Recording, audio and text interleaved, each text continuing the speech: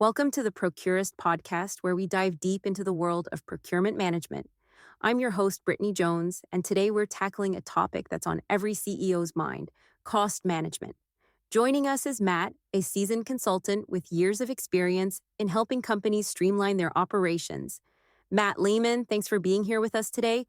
Thanks for having me, Brittany. It's great to be here and discuss such a crucial topic for businesses today. So, Matt, let's jump right in. A recent survey by Boston Consulting Group revealed some pretty sobering results about cost management programs.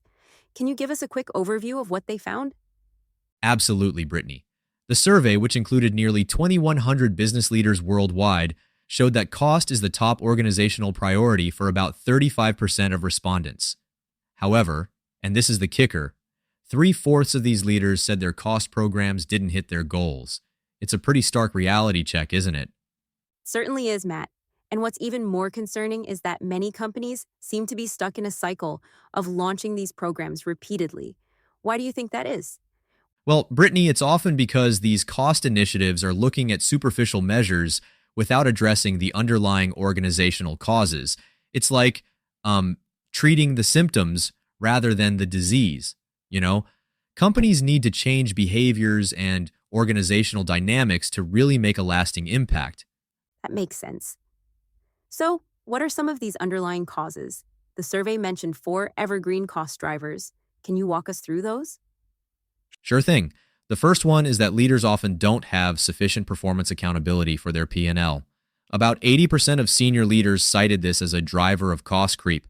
Essentially, many leaders have their own objectives and a persistent desire for resources, but they don't see absolute cost as their problem.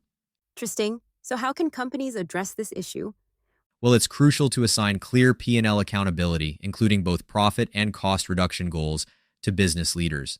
This often requires redesigning the operating model and creating strong incentives for leaders to secure absolute savings. Got it. What's the second cost driver? The second one is that overhead tends to generate more overhead. About 74% of both senior leaders and middle managers observe this in their organizations. Companies often address emerging issues by creating new committees, processes, and managers, which leads to more costs and complexity. It sounds like a vicious cycle. How can companies break out of it? To break this cycle, companies need to aggressively cut bureaucracy, overhead, and low-value work. This might involve shrinking support functions, increasing managers' spans of control, and eliminating unnecessary work processes. All right, what about the third cost driver? The third driver is that companies tend to hire more people rather than redeploy existing resources and talent to new priorities.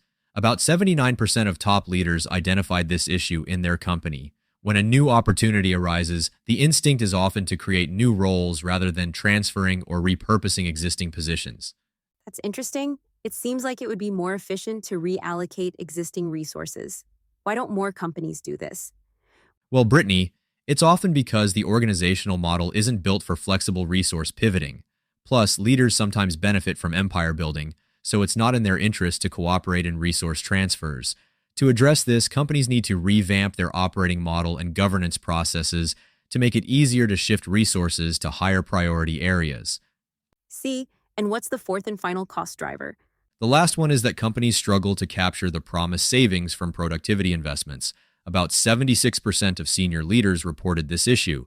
Organizations invest in productivity solutions like AI and automation, but often the gains don't materialize and translate to a leaner organization. That's surprising. You'd think that investing in productivity would naturally lead to cost savings. Why doesn't it? Well, the problem is that after labor productivity increases, leaders often don't follow through and eliminate superfluous positions. Instead, they use those freed up man hours on other priorities. To address this, companies need to develop concrete plans to capture hard savings and redesign processes and roles to incorporate new technology. This is all fascinating, Matt. It seems like addressing these 4 drivers could really make a difference in a company's cost management efforts. Do you have any examples of companies that have successfully tackled these issues? Absolutely, Brittany. The article mentions a global healthcare company that launched an ambitious program to reduce costs and reallocate resources. They addressed all 4 of these cost drivers and managed to deliver more than $1 billion in gross cost savings in the first year, with 25% of that being reallocated into growth areas. Wow, that's impressive. Can you give us a quick rundown of what they did? Sure thing. They enhanced P&L accountability, moved resources away from centralized functions, cut resources in legacy product businesses, redeployed existing talent to staff new teams, and rigorously reviewed every position to ensure savings would be secured.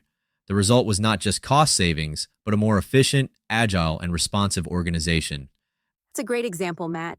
As we wrap up, what would you say is the key takeaway for companies looking to improve their cost management?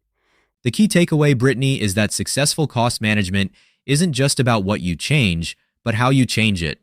Companies need to address these four drivers we've discussed and focus on altering underlying behaviors and processes.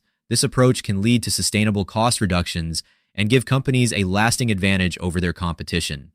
Excellent insights, Matt. Thank you so much for sharing your expertise with us today. To our listeners, thanks for tuning in to the Procurist. Remember, effective cost management is about more than just cutting expenses.